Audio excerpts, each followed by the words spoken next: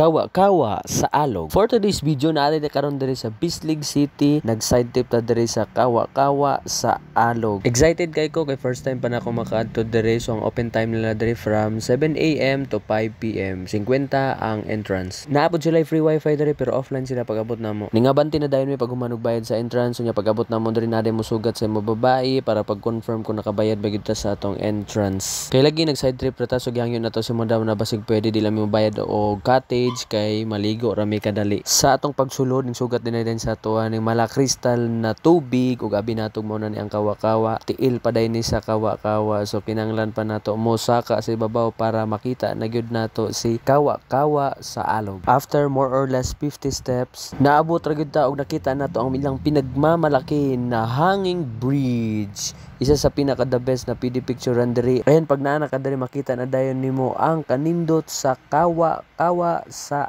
alog. Literally gid guys na naa siya kawa-kawa oh. Lami na kayo maligo. Inigabanti nato na po nindot na spot rin for picture. Mo ni ang view sa lower part, nice kayo, oh, grabe. Makamis kayo ang creation ni Lord no. Ug nindot pud kayo sa feeling na maka-witness pa ta sama sa ina ni kanindot na mga laaganan diri sa Bislig City. Nindot pud ka siya liguan diri guys kay dili jud kayo as in maigo ka sa adlaw kay daghan kayo siya og mga trees, mga dahon. Nice pud kayo ang mga placing nila silang mga cottages na ay mga dagko, na apoy mga gagmay unya barato ra pa jud. Ug sa atong pagpadayon sa pag-observe sa ilahang lugar no, syempre ato pud nang apilo nilang CR, so okay kay ang CR na limpyo pud siya guys. Unya na nata diri sa pinakataas gyud sa kawa-kawa ug makita na gyud nato ang katibuk-an sa kanindot diri sa kawa-kawa sa alog. Ug napoy mga cottages diri sa babaw nindot kayo for small families and friends. Napod sila pwede ambak-ambakan diri raw para mas more fun sa pagligo-ligo. Very attractive food na isa kakawa-kawa na for mag-heart. Nice kayo for picture.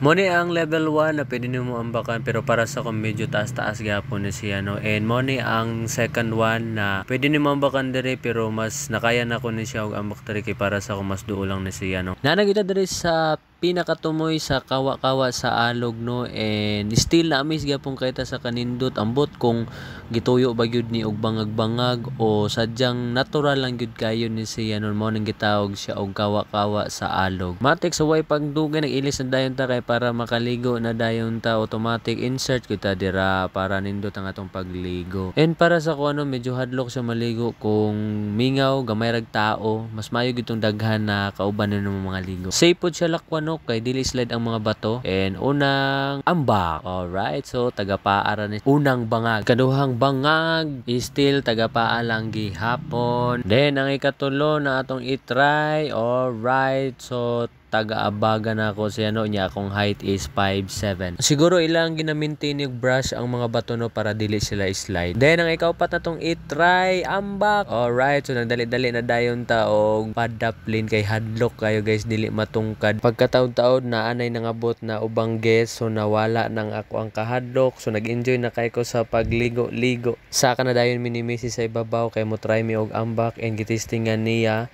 Uy, matuyok-tuyok man gyud ni pero wala gud niya na kaya og ambak. Nadayon isa ka guest na nangursuda og ambak, so nag-observe ta kung safety ba gyud na ambakan. Og naaday ikaduha ning try og ambak. Alright, so ning sunod na dayon si Ayi TV og sa akong paglingkod guys no, duol ra siya tan-awon pero hadlok gud gihapon siya. Para sa ako mahadlok ko kay medyo naajud ko'y kahadlok sa height, pero ako gihapon gitistingan og ambak for the views.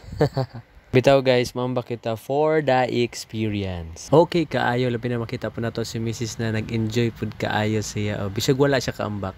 Wow, nice. Sana all howd mo dive. Oh, karon guys, ang pinaka-highlight na ini ambak sa pinakataas na ambakan diri sa kawa-kawa. The second one, wow. Ug naapay gyud babae ni ambak, grabe. Power kay di gid ako nakaya guys. Enjoy na kayo guys, daga na kayo nagsigig ambak-ambak. Nahibalan po day nato no na kasagaran po dadi din nila taga Tagum City. So shout out sa inyo ha diha mga idol. Alright, so laag na mo diri guys diri sa kawa-kawa sa alog. Sulit kayo yung pag-adto, ma-enjoy kayo mo labi na og ganahan kay ka sa naay mga ambak-ambakanan. Alright, so kato lang guys. See you sa next adventure. Peace out.